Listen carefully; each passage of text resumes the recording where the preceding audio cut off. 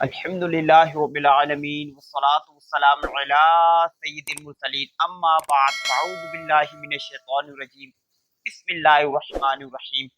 حضور علیہ الصلوۃ والسلام پر درود پاک پڑھنے کے بے شمار فضائل و برکات ہیں، اتنی فضیلتیں ہیں کہ ہم سوچ بھی نہیں سکتے۔ جیسا کہ حضور علیہ الصلوۃ والسلام کا فرمان عالی شان ہے کہ مجھ پر درود پاک پڑھنا پل صراط پر نور ہے۔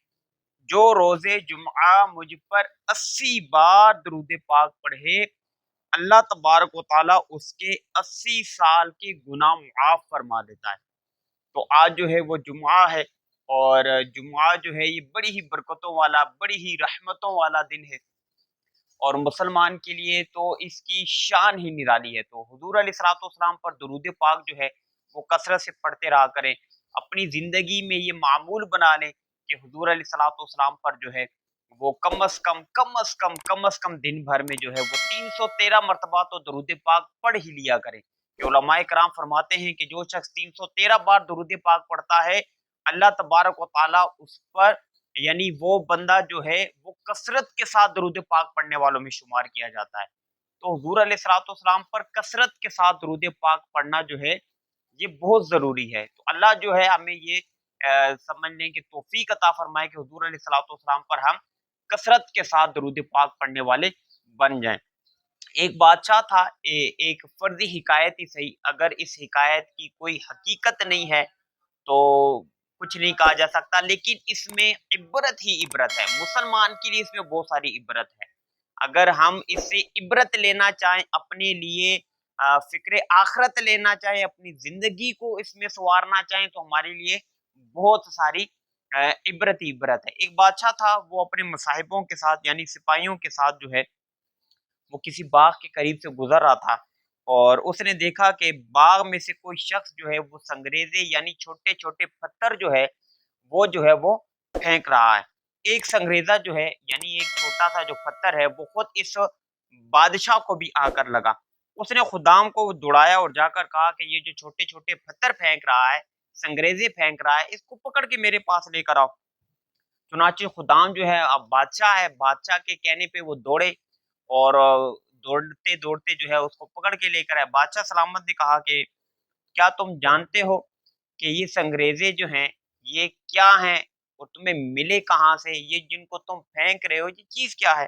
تو اس نے ڈرتے ڈرتے کہا کہ میں ایک ویرانے سے سیر کر رہا تھا، گزر رہا تھا، تو وہاں پہ میری نظر ان چھوٹے چھوٹے خوبصورت سنگریزوں پہ پڑی، میں نے ان کو اٹھا لیا۔ جب باغ میں سے گزرنے لگا تو پھل توڑنے کے لیے میرا دل چاہا، تو میں نے پھر اور کوئی چیز میرے پاس تھی نہیں، تو میں نے یہی سنگریزے استعمال کرنا شروع کر دیے۔ تو بادشاہ نے کہا کہ تم ان سنگریزوں کو، جو چھوٹے چھوٹے خوبصورت پتھر ہیں، ان کی قیمت جانتے ہو؟ تو اس نے کہا کہ نہیں جی، مجھے تو نہیں پتا کہ یہ کیا ہے۔ بادشاہ بولا یہ چھوٹے چھوٹے خوبصورت پتھر دراصل قیمتی موتی ہیں، لیکن تمہیں معلوم نہیں تھا، اپنی نادانی کی وجہ سے، اپنی کم عقلی کی وجہ سے، اپنی جاہلیت کی وجہ سے تم ان کو جو ہے وہ پھل توڑنے کے اوپر جو ہے وہ تم نے ضائع کر دیا۔ تو اب وہ بندہ جو ہے اس کو جب پتہ لگا کہ یہ تو قیمتی ہیرے تھے، قیمتی موتی تھے، اب میں نے ان کو ضائع کر دیا، اب وہ کیا پچھتائے؟ کیونکہ پچھتائے کیا، اب تو وہ اس کے ہاتھ سے چلے گئے، اب تو وہ پھینک چکا، اب تو وہ ضائع کر چکا۔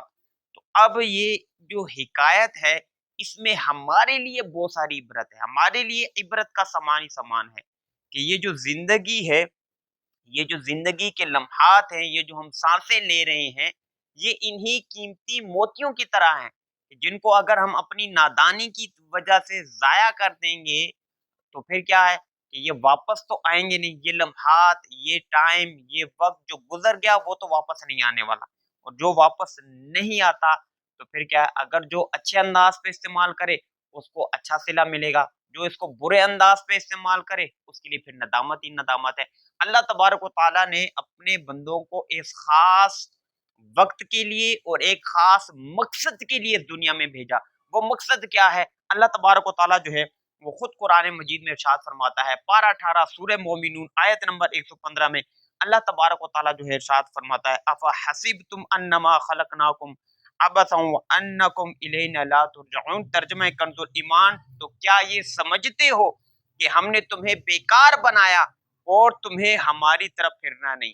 اب اس آیت کی تفسیر کے تحت تفسیر خزائن العرفان میں جو ہے لکھا ہے کہ آخرت میں جزا کے لیے اٹھنا نہیں بلکہ تمہیں عبادت کے لیے پیدا کیا گیا، تاکہ تم جو ہے وہ عبادت کرو، تم پر عبادت لازم کریں اور آخرت میں تم ہماری طرف لوٹ کر آؤ، یعنی اللہ تبارک و تعالیٰ کی بارگاہ میں جب جاؤ تو تمہیں تمہارے اعمال کی جزا دے۔ تو اس آیت کے علاوہ بھی قرآن مجید میں اللہ تبارک و تعالیٰ نے کئی مقامات پر جو ہے تخلیق انسان اور اس کی پیدائش کا مقصد بیان کیا گیا۔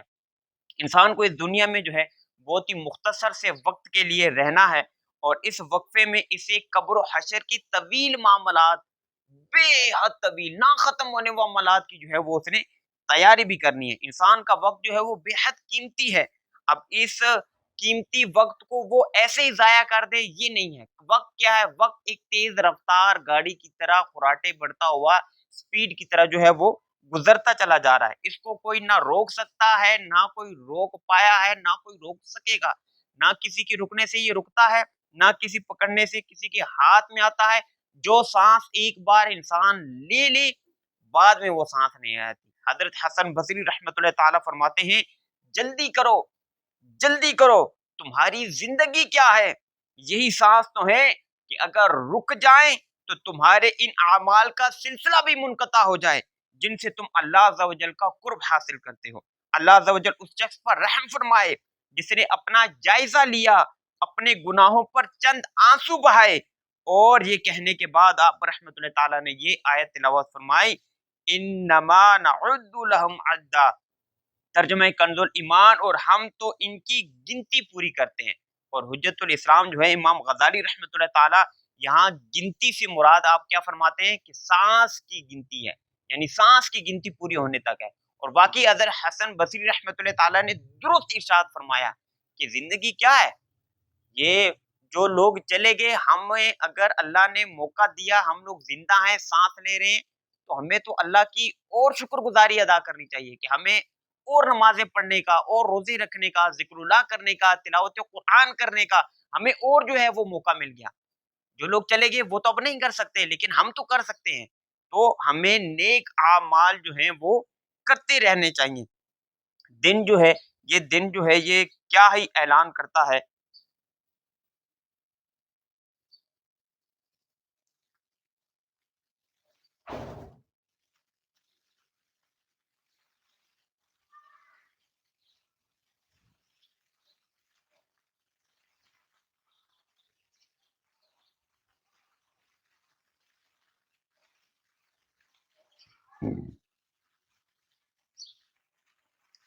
حضرت سیدنا امام بہقی رحمۃ اللہ تعالیٰ شعب الایمان میں نقل کرتے ہیں کہ پیارے آقا علیہ الصلوۃ والسلام نے ارشاد فرمایا روزانہ جب سورج طلوع ہوتا ہے تو اس وقت دن یہ اعلان کرتا ہے کہ اگر آج کوئی اچھا کام کرنا ہے تو کر لو، آج کے بعد میں کبھی پلٹ کر نہیں آؤں گا۔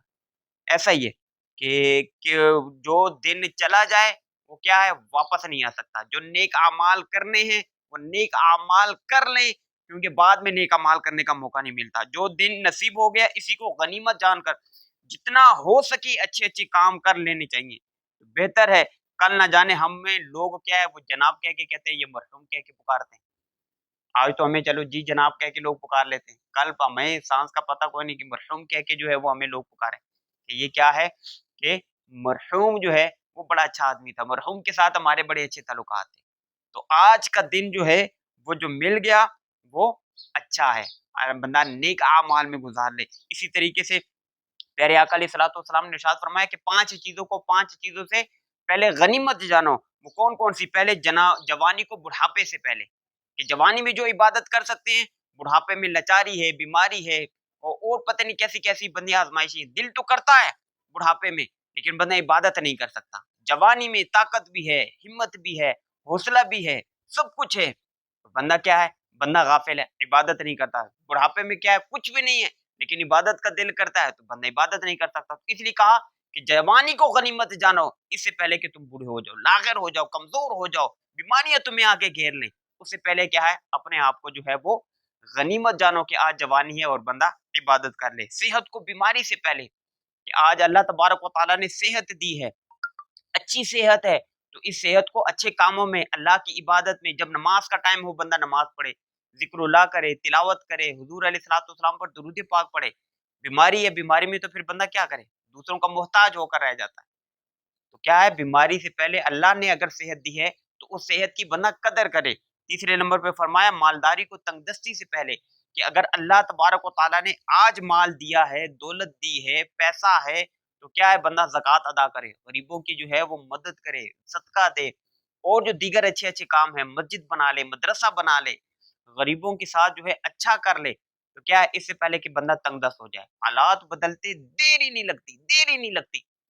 کتنے کتنے امیر لوگ جو ہے وہ گھنٹوں کے اندر، سیکنڈوں کے اندر کہاں سے کہاں پہ آ کے ان کو پھینک دیا۔ تو آج اللہ نے دولت دی ہے تو اس دولت کے ذریعے کیا ہے بندہ جنت کما لے، اللہ کو راضی کر لے، اللہ کی مخلوق کی کیا ہے خدمت کر کے جو ہے اللہ کی بارگاہ سے کچھ حاصل کر لے۔ تیسری جگہ فرصت کو مشغولیت سے پہلے، بہت سارے لوگ ہوتے ہیں ان کے پاس ٹائم ہوتا ہے، فرصت ہوتی ہے، کمانے والا باپ ہے، بھائی ہے، بڑا بھائی ہے، اور ہے وہ کیا ہے وہ فری پھیر رہا ہے، تو کیا ہے جب وہ مصروف ہو جائے گا تو کیا ہے فرصت کے دن وہ یاد کرے گا لیکن واپس نہیں آئیں گے۔ تو آج اگر فرصت کے ٹائم ہے، کچھ ہے، علم دین حاصل کر لیں، کہیں پہ کچھ جا کے کسی عالم دین کے پاس جا کے کچھ بیٹھ کے بندہ کچھ سیکھ لے، کچھ حاصل کر لے۔ اور نمبر 5 کیا، حضور علیہ الصلوۃ والسلام نے ارشاد فرمایا زندگی کو موت سے پہلے، کہ موت جب آئے گی سب کچھ ختم، نہیں دیکھے گی یہ جوان ہے، یہ بوڑھا ہے، یہ بچہ ہے، اس کے اوپر ذمہ داریاں ہیں، اس کی گھریلو کیا مسائل ہے، نہیں دیکھے گی، زندگی کا ٹائم پورا تو ختم، خلاص ختم۔ آج اللہ نے عبادت کا موقع دیا ہے، آج مسجد میں آنے کا موقع دیا ہے، تو ہم کیوں نہ جائیں، ہم کیوں نہ بات کریں، ہم کیوں نہ بیٹھیں؟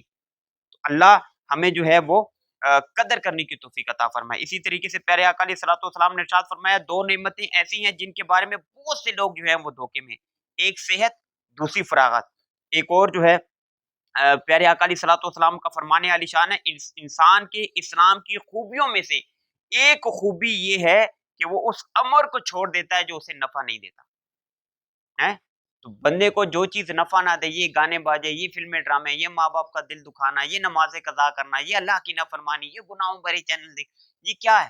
یہ اللہ یعنی فائدہ کوئی نہیں ہے۔ جس کو مسلمان فائدہ کیا ہے، نماز میں پڑھنے میں فائدہ ہے، مسجد میں جانے میں فائدہ ہے، اللہ کا ذکر کرنے میں، درود پاک پڑھنے میں، قرآن مجید پڑھنے میں، مسلمانوں کی مدد کرنے میں، غیبت نہ کرنے میں، والدین کا دل خوش کرنے میں، ان چیزوں میں فائدہ ہے نا۔ تو مسلمان اور اسلام کی خوبی کیا ہے کہ یہ وہ کام نہیں کرتا کہ جو ہے اسے فائدہ نہیں دیتے۔ اسی طریقے سے اللہ تبارک و تعالیٰ جو ہے وہ ہمیں یعنی زندگی میں ہمیں، اب جیسے کوئی بچہ اسکول جا رہا ہے تو ذہن نصیب سیکنڈوں میں وہ ذکر اللہ کرے، سبحان اللہ پڑھے، الحمدللہ پڑھے، کلمہ شریف پڑھے، درود پاک پڑھے۔ کوئی نوکری پہ جا رہا ہے، بعض لوگ گھنٹوں گھنٹوں سفر کر کے نوکری پہ جاتے ہیں، تو اپنے اس ٹائم کو مینج کر لیں، اپنی زندگی کو مینج کر لیں کہ صبح جو ہے فجر کی نماز پڑھنی ہے، تھوڑی سی تلاوت کر لیں، ناشتہ کرے، فجر کے نوکری پہ جانا ہے، وہ جو جانے کا ٹائم ہے بندہ وہاں پہ درود پاک پڑھتا رہے، ذکر اللہ کرتا رہے، پھر واپسی پہ جب گھر آئے پھر درود پاک پڑھتا رہے، ذکر اللہ کرتا رہے۔ تو ہمیں بہت سارے موقع ایسے ملتے ہیں کہ جن میں ہم نیکیاں کر سکتے ہیں۔ تو اللہ تبارک و تعالیٰ جو ہے وہ ہمیں نیکیاں کرنے کی توفیق عطا فرمائے، اللہ ہمیں اپنی زندگی کی قدر کرنے کی توفیق عطا فرمائے، سانسوں کی قدر کرنے کی توفیق عطا فرمائے۔ وما علینا الا البلاغ۔ اللہ تبارک و تعالیٰ جو ہے وہ خوب خوب برکتیں عطا فرمائے، آمین بجاہ النبی کریم صلی اللہ تعالی علیہ وآلہ وسلم۔